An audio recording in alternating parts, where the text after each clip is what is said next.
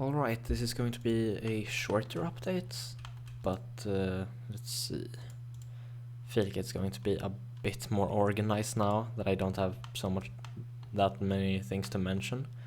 So I've started to... Oh, well, that isn't very clear. Am I even able? I guess so. Nope. Okay, it didn't go as smooth as I expected it to go. In the last video, I talked about starting with a sculpted terrain, since before I just had like a very low poly block out of the terrain, and here is the actual sculpt. I guess it would honestly be more visible to just look at it from the underside.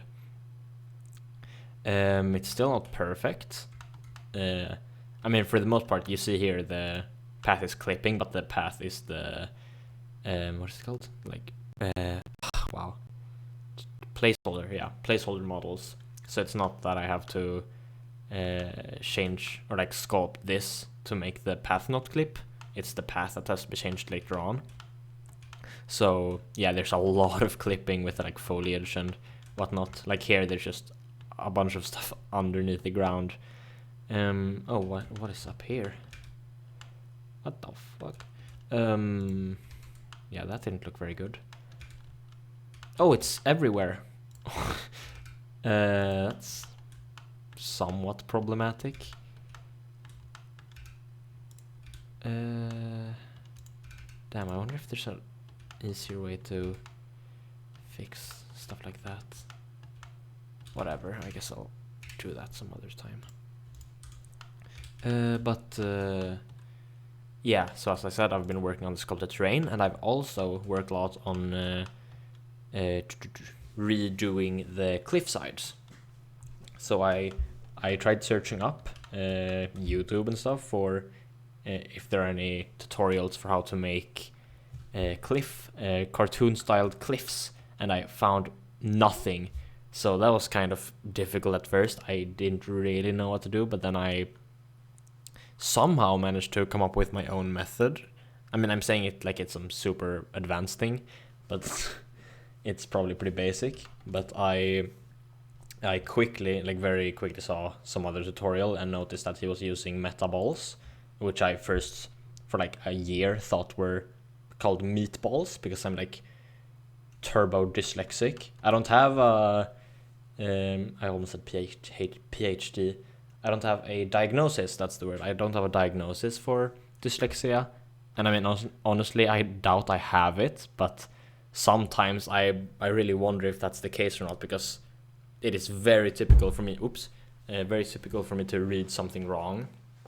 And then just every time I see that word afterwards, I just think like, oh, I've already read this, so I don't read it closely.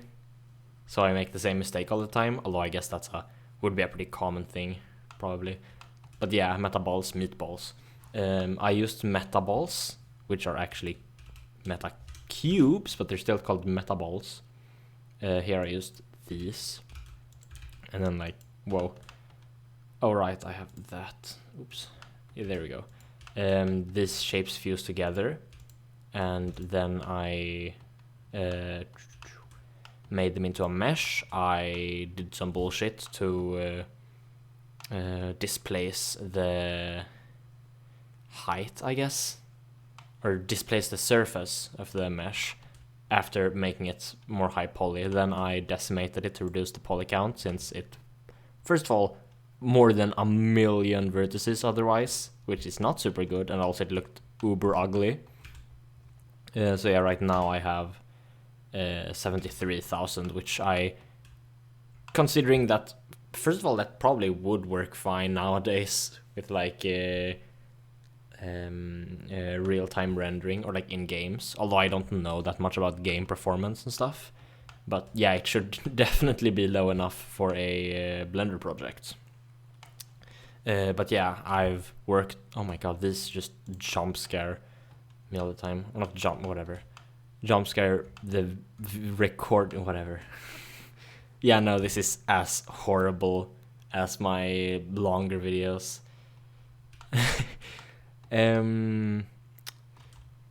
Yeah, I honestly don't know exactly what I was thinking of mentioning. maybe I'll switch back to, right, so the sculpted terrain, right now it's not conforming very well at all to the cliff edges, or cliffs, I guess, because the cliffs are always at edges.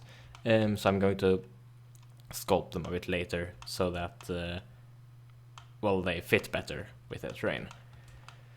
I can probably, yeah, hide that. Yeah, I've made the like patterns, not patterns, I always forget it, really. Displacement. I've made the displacement of the, wow, I cannot speak. Dude, I made the displacement weaker here. There we go. It was as simple as that. I overcomplicated it. Here I've made it so that the displacement is 0, so it's not like rocky. I mean rocky. It is rock. It's not. It doesn't have the pattern at all. Although it still looks not smooth because it's as low poly as everything else. Here's the same story. I'm going to model grooves in here and also make them more smooth by adding more higher poly counts, which I am going. Is this? Okay, good. How does it look if I? Yuck. I'm going to make a groove here with smoother or like higher poly counts to make it look smoother. Since I thought like, oh, since there's moving water here, the rock should have naturally, what is it called? Like worn down. I forgot. Corroded? I don't know if corroded is the right word. But yeah, so I'm going to sculpt that later. And for this rock mesh, I'm pretty sure that's everything. And after that, I have to unhide the meshes. I'm also going to make a rock mesh here. Yeah, I'm pretty sure that's pretty much it. That's a weird sentence. So here I will have to do a bunch of resculpting of the terrain, because here I just had like temporary cliffs, as I have here. And you know, those obviously shouldn't be visible. I'm also going to have to change how the material functions here, because how I've done it right now is that if the terrain is steep enough, then it will transition into this like temporary rock thing. But you know, that's pretty redundant later on when I have the cliffs covering up everything. So I'm probably going to make it transition into dirt at a potentially steeper level than this, because my idea is to sculpt the grass so that, I don't know if I can show it very easily here. I guess I'll try. Yeah. Oh god. A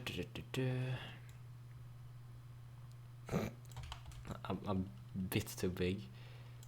Yeah, this isn't going super well, but my idea was to just make the grass overhang the cliff a bit, so then there's like dirt here, and then also a lack of grass. And then I don't mean just the material grass, but the like grass, what are they called? Grass blades, grass stands, strands, not stands. Yeah, I assume you understand what I'm trying to say. Since I'm going to later on probably add a particle system, my idea or like the most optimal, what I want to do if possible, I guess I'll say, is to make a like particle system where you have this grass strands when you're like nearby, but like rendering grass strands for this entire surface. That would be like, I mean, I'm not good at estimating. I'm guessing like 1 billion grass strands, and my computer probably wouldn't be able to handle that super well without exploding. So like, what I want to do if possible is to make it so that the grass strands only appear when they are less than X meters away from the camera, and then potentially also make the material be the inverse of that.